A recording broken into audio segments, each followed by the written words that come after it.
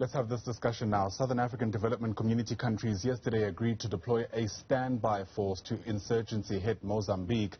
That move signals regional progress in addressing a bloody jihadist insurgency that's wreaking havoc in northern Mozambique.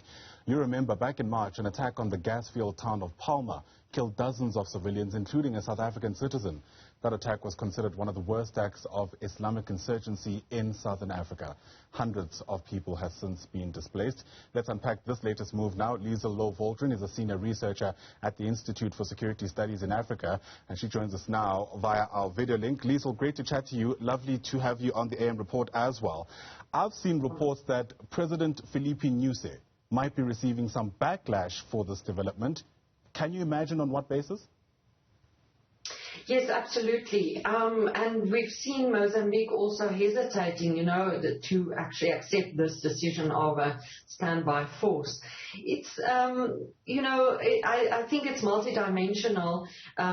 There's a certain sense in Mozambique, and we heard that yesterday as well from various sources, that Mozambique and its ruling party, Frelimo, should actually be the ones who can defend the country. So it's a sense of honor, and when you now admitting almost that you can't solve a crisis in your country, then and letting neighboring forces come to assist you, it's almost seen as a weakness, although it shouldn't be. I mean, something like this is violent extremism that no country on its own can combat. It's extremely unpredictable.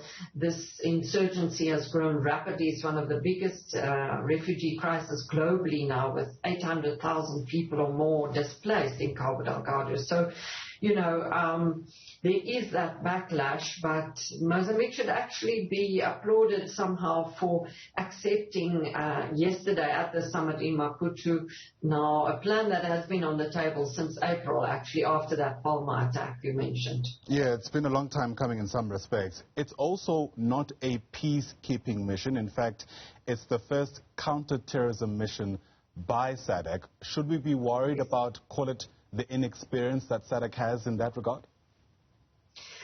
Yes, it really is a very, very complex, and you need troops that are well trained.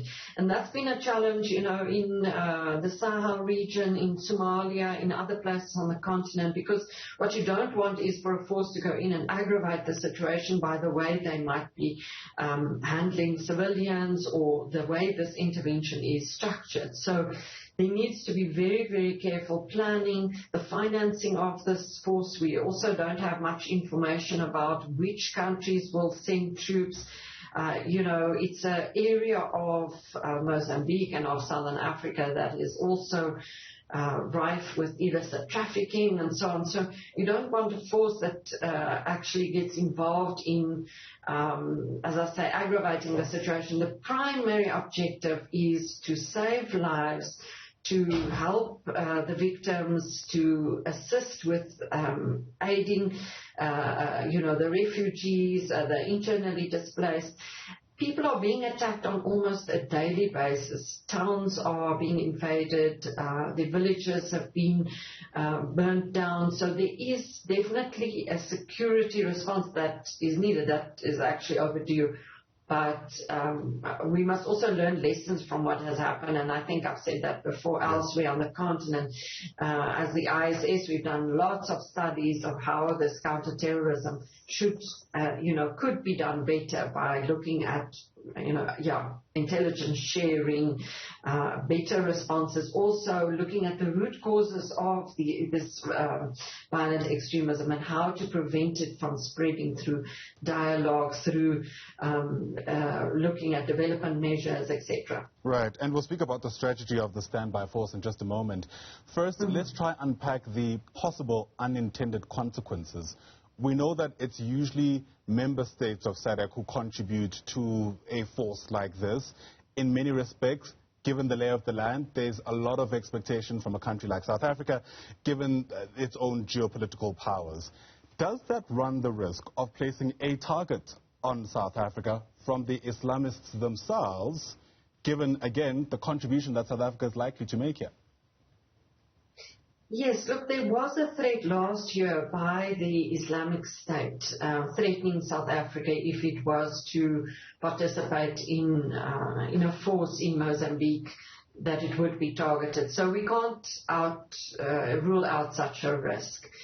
The thing is, and that's what we've been saying, rather than a kind of a bilateral response, which some had called for after the Palma attack or even earlier by South Africa, the fact that it is now part of a SADC force almost minimizes that risk, although yes, South Africa is in a very difficult situation. If you don't intervene, then you leave, number one, these Southern African citizens, our neighbors, in an absolutely dire situation. South Africa also has massive investments in the liquid natural gas in Mozambique. So economically, we almost had no choice to be part of the solution. But there is that risk. I mean, these terror threats are so unpredictable, and you never know what the consequences could be. But we are hoping that this force will be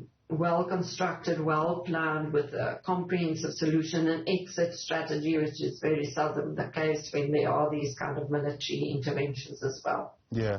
Given the lack of predictability, but also couple that with how much time has elapsed, and I only mention that because you can imagine a situation where the insurgents have gained some kind of confidence, if you like. What ought to be the strategy from the standby force? Yes, the strategy from the standby force should be first to do proper intelligence collecting and sharing on the ground, which has really been a big challenge. I mean, we still, after 3 years, haven't identified exactly what is the link between these insurgents, the Islamic State, where they get their financing from, how large their numbers are, etc. So that in order to have, success almost, one would have to do that, and that's extremely difficult to do under these circumstances. Also, the issue of border patrolling. I mean, fortunately, Tanzania is cooperating with Mozambique in this. The president of Tanzania was at the summit yesterday, because that's the border where the insurgents could eventually come across the border. Also, we know the maritime security is important, and from the plan that we saw, the SADC plan that was proposed, there is definitely a maritime component where South Africa can assist there. We have that capability. We actually have Operation Copper, which is kind of a cooperation between Mozambique and South Africa on the maritime domain. So, there should be that clear identification of what exactly the threat is and how to combat it. The fear is that in certain circles, the priority would be just to protect the liquid natural gas installations, to make sure that that big investment goes ahead, that it's almost ring-fenced. And we saw with the Palma attack, that was actually, many of the South African subcontractors, for example, were just outside that ring-fenced, secure area, which was never attacked. So they should, of course, the oil company Total has said that it will only come back to Mozambique and restart those activities if security is ensured. So you need to protect the Afundi Peninsula where that activity is going on. But as I said, the primary objective is to save lives of the citizens of Cabo Delgado. One certainly gets the sense that this response is not enough, but it's certainly a step in the right direction. Liesl, thanks very much indeed for your time. Always great chatting to you. Liesl Louw-Vaudran is a senior researcher with the Institute for Security Studies.